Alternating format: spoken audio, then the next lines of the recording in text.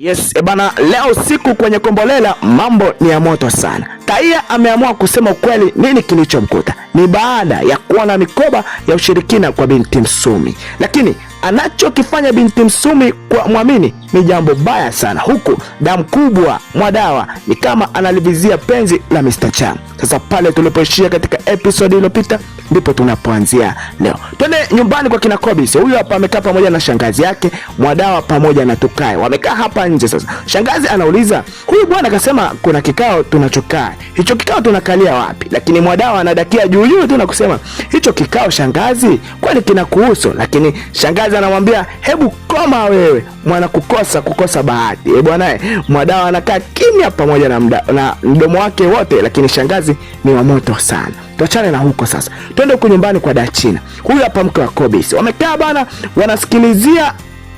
Ghafla anashangaa kuna kidume kinatoka ndani kimevua shati kimekatia mbaya. Sasa Dachina anasema, fanyeni mwinuke, muondoke. Mume wangu anataka kuvaa.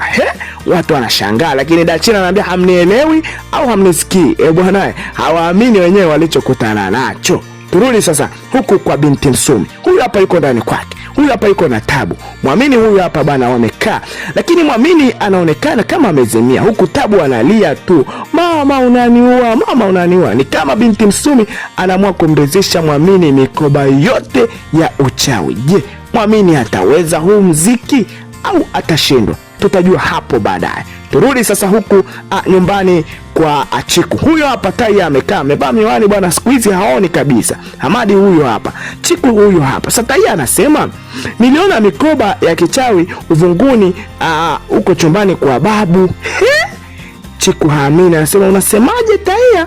Lakini Taia anasema, ndiyo mama, nisamee. Bwana kumbe ndio chanzo Taia kufa macho, kwa sababu aliona mikoba ya uchawi ya binti Msumi tena chumbani kwa babu yake mzee Kikala. Chiku haamini hichi anachokisikia. Sasa twende huko nyumbani kwa mzee Kikala. Mwadawa huyu hapa, kuna wageni wawili na namuona mchina mmoja amekaa pembeni. Huyu anaitwa Mr. Chang. Sasa Mwadawa anauliza, Mr. Chang ameoa au lakini nataka ajibu mwenyewe au vipi?